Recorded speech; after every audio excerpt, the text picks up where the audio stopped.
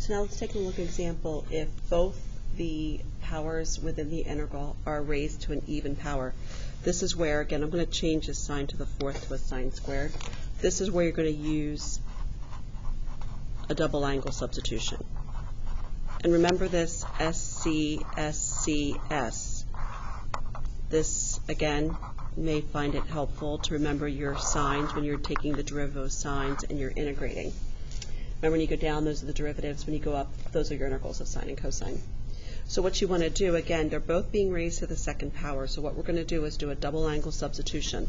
So remember, sine squared by your double angle is equal to 1 minus cosine of 2x all over 2 times the cosine squared is 1 plus cosine of 2x all over 2 dx.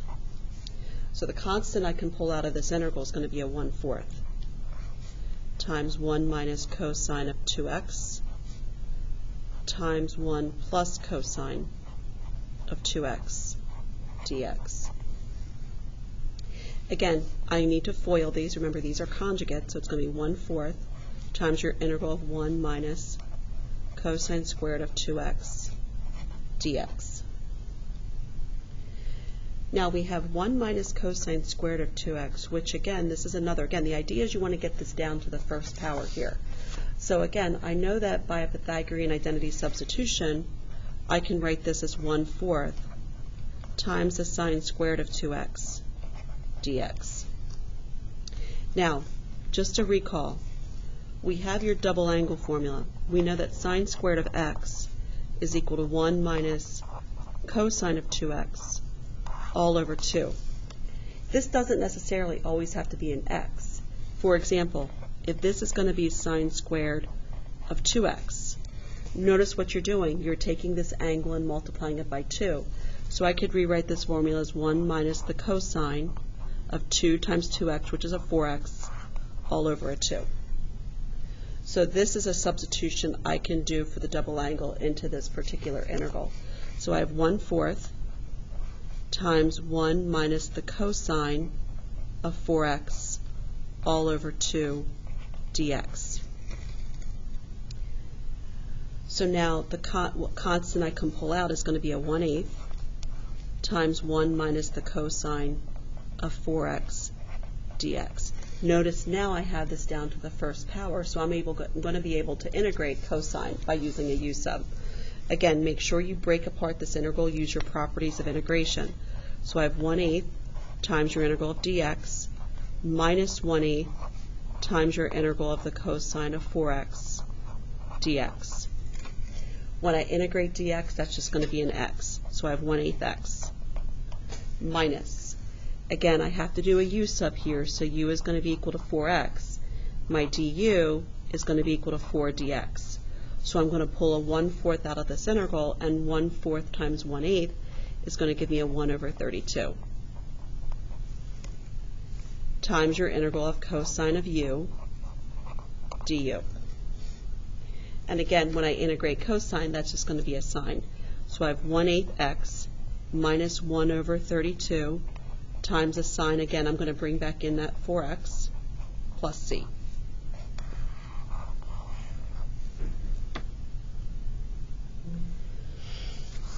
So when you look at 2a, you already have a trig function. Remember, think about your derivatives. Sines and cosines are derivatives of one another. You already have one that's linear. So if you already have a trig function that's linear, try a u sub. Again, I know cosine is the derivative of sine. So if I let u be equal to my sine of 3x, don't forget to use your chain rule here. The derivative of sine of 3x is going to be 3 times the cosine of 3x dx, which is right here in my integral. So there's that cosine of 3x dx. So there's my du. I do have to pull that factor of 1/3 out. So I have 1/3 times your integral of u to the 5th du. So now I can integrate. I have 1/3 times u to the 6 over 6 plus c. And again, I can substitute back in that sign. So So I have 1/18 times the sine to the 6th power of 3x plus c.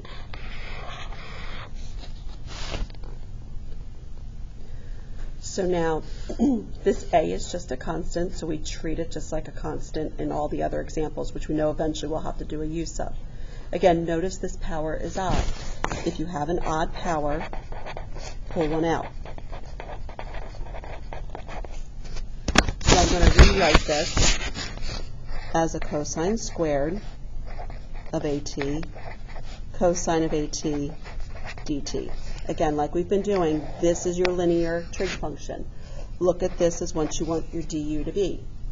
So what I want to do is rewrite cosine squared in terms of sine, because I know the derivative of sine is a cosine. So I'm going to use my Pythagorean identity substitution.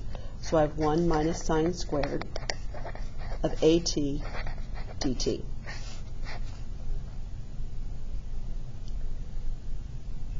Excuse me, forgot that, cosine of AT dt. So now I'm ready to do my u sub. So u is equal to the sine of AT, my du. Now you do have to use your chain rule. So the derivative of sine is a cosine of AT, times the derivative of AT, which is just an a. So I have to divide a 1 over a out of this particular integral. So 1 over a times your integral of 1 minus u squared du.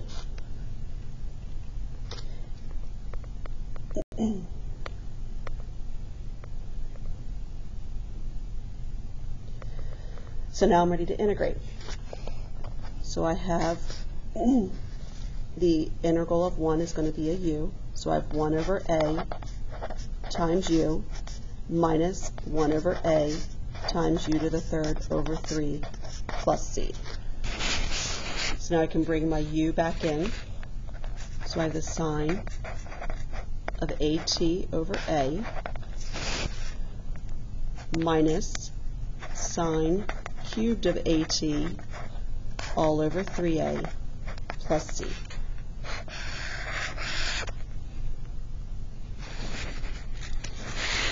So now the one integral we haven't really talked about is how you integrate tangent.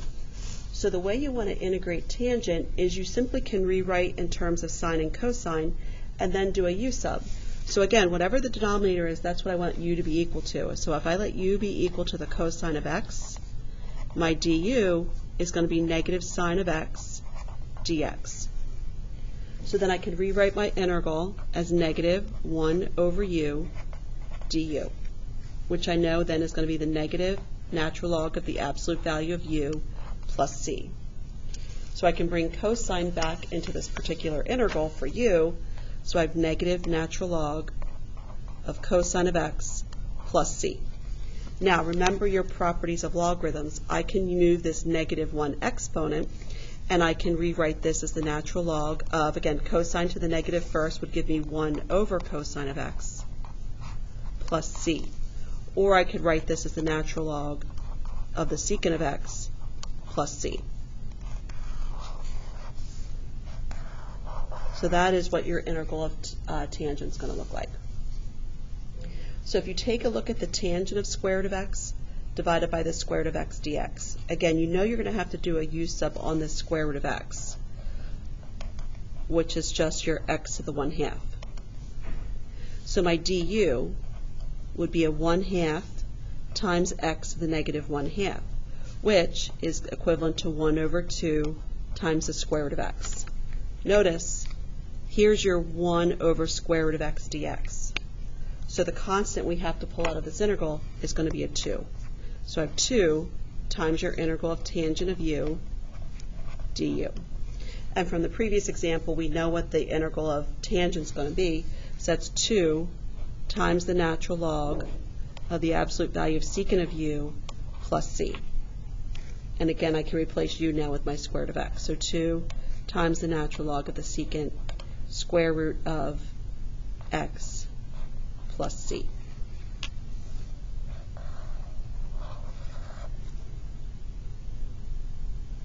So moving on to tangents and secants, remember with Pythagorean identities, secants and tangents go together in your Pythagorean identities.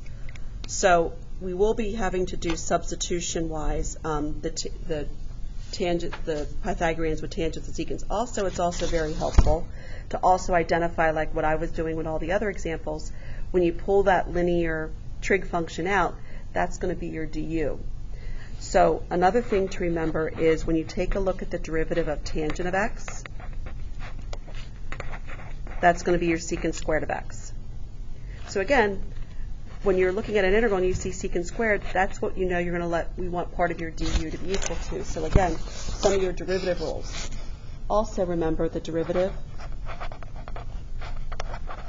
of secant of x and secant of x, tangent of x. So just like I was looking at those with sine and cosines, it helped me figure out what u was going to be equal to and what du was going to be equal to. So these are some relevant substitutions that we'll be doing for secants and tangents. So for example, when you take a look at a problem where secant is even, we have tangent squared secant to the fourth. Again, make your highest even power a quadratic. So I can rewrite this as a tangent squared x times a secant squared x squared dx.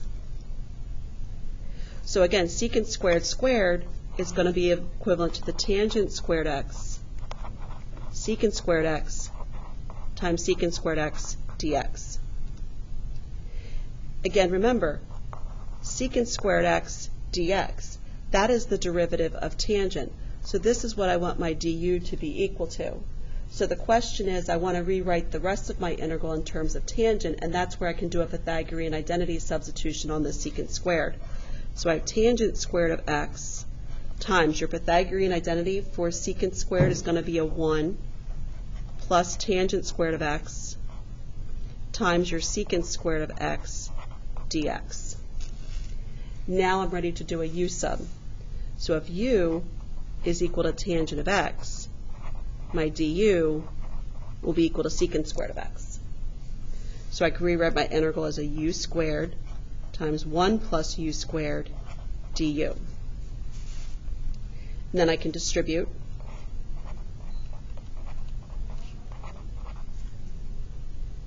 And now I'm ready to integrate. So I have u to the third over 3 plus u to the fifth over 5 plus c. And again, now I can bring back in your tangent. So tangent cubed of x over 3 plus tangent to the fifth of x over 5 plus c. So if you have an integral where both of these are odd powers, split one factor out from each. So again, I'm dealing with integrals of tangents and secants. So I can rewrite this as a tangent squared of x, secant squared of x, times a tangent x, secant x, dx. Again, looking at your integral rules and derivative rules. Tangent x, secant x, dx. That's the derivative of secant x. That's what I want my du to be. So what I want to do is be able to rewrite this whole entire integral in terms of secant. So I can do a Pythagorean identity substitution and replace tangent squared with the secant squared of x minus 1. And then I have tangent of x, secant of x, dx. Now I'm ready to do my u sub. So u is equal to secant of x. My du is equal to that tangent of x, secant of x, dx, which is this part right in here. So that's all my du.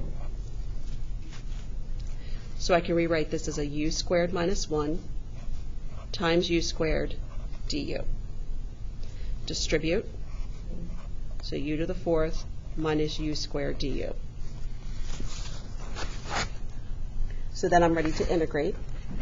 So u to the 5 over 5 minus u to the third over 3 plus c. And we can bring back in our secants. So secant to the fifth x over 5 minus secant to the third x over 3 plus c. So those are some strategies that you can use when you're integrating trig functions to the higher power.